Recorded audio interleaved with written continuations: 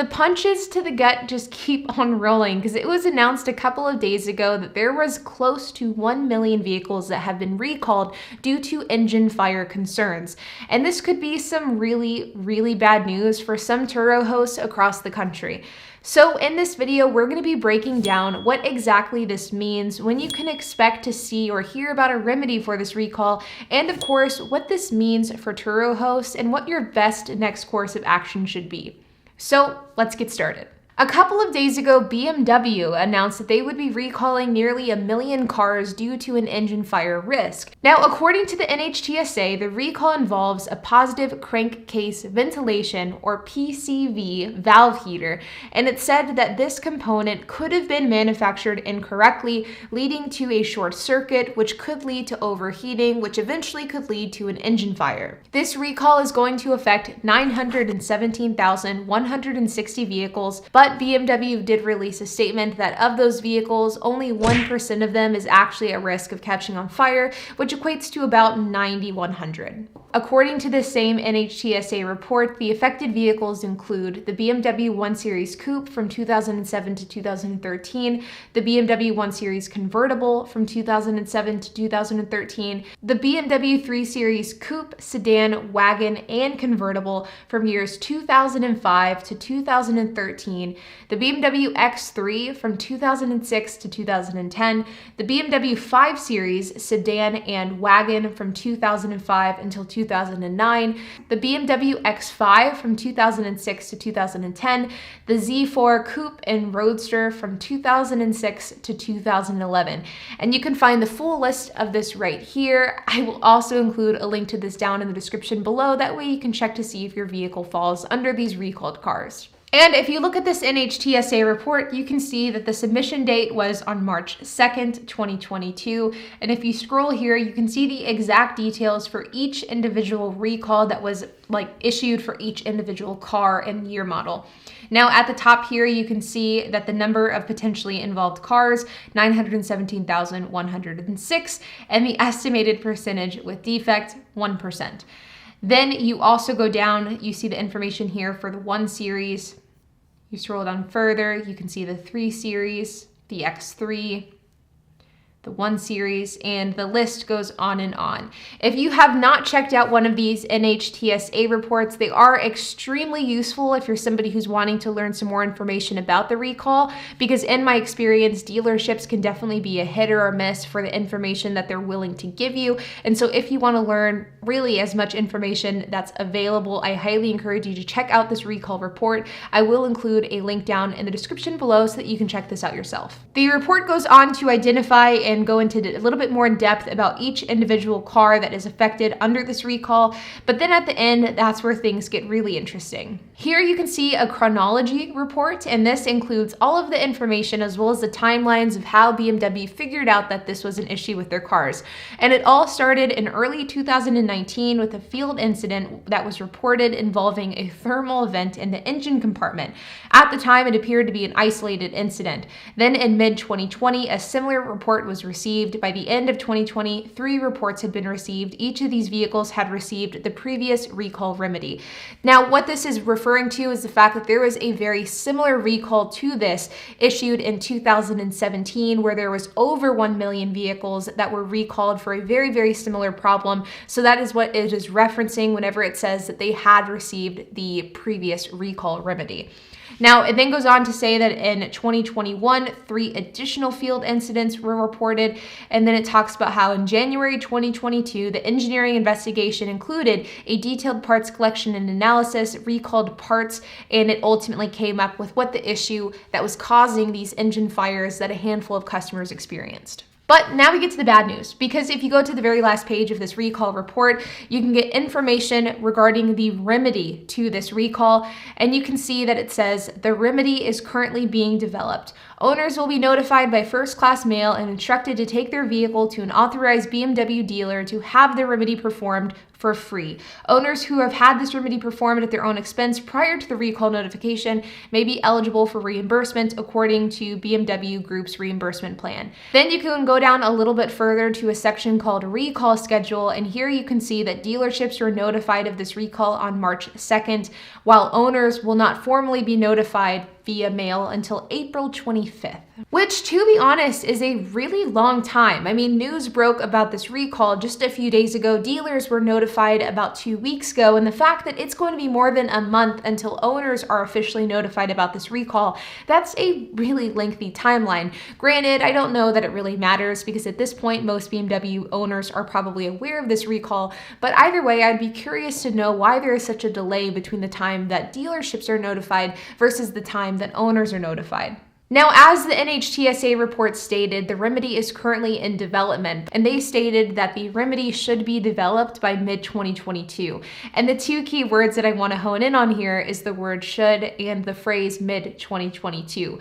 Because to be honest, I think that that is a really vague term, and what mid-2022 means, I think none of us really know. Is that something like summer? Is that going to be fall? Is that going to be end of Q3? I think that there are a lot of questions on what exactly that means, and to be honest, I don't think BMW will be giving us the answer to that question. Now, to be honest, this is going to be really, really bad news for Turo hosts. In fact, I made a video a couple of weeks ago talking about how Mustang had recalled 300,000 vehicles because of a backup camera issue, and in that video, I really stressed about the fact that recalls are no joke, but they are specifically no joke to Turo hosts because of the fact that you can't rent out cars with an open recall. And in the context of that previous video about the Ford Mustang, I had made the comment that Ford Mustangs are so popular on Turo that this is going to have a massive effect on Turo hosts. And I would argue that the same can be said for BMW, if not it being even more significant than a Ford recall because of the fact that number one, BMWs are popular cars on Turo, but number two, this is a more significant recall. It's more than 3 times the size, nearly 1 million cars. It is affecting a ton of owners. Now, if you are a Turo host with a BMW that is listed in this recall, then you may already have noticed that Turo already restricted your cars, and you may have a few questions going in your mind of what you can do next.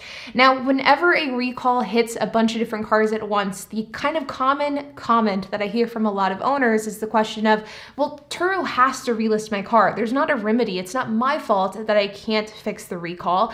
But the answer to that is, unfortunately, well, Turo's hands are tied because legally speaking, you cannot rent out a car that has an open recall. It's against the law. Congress passed a bill that prohibited rental companies from doing this a while back, and there's really nothing that Turo or you should do to try to get this vehicle rented out while there isn't a remedy for this recall. And so you really have 2 options at your disposal. You can either, number one, stay and hold on to that car until the recall is addressed and then hope that you can get that car relisted and it can start making money ASAP.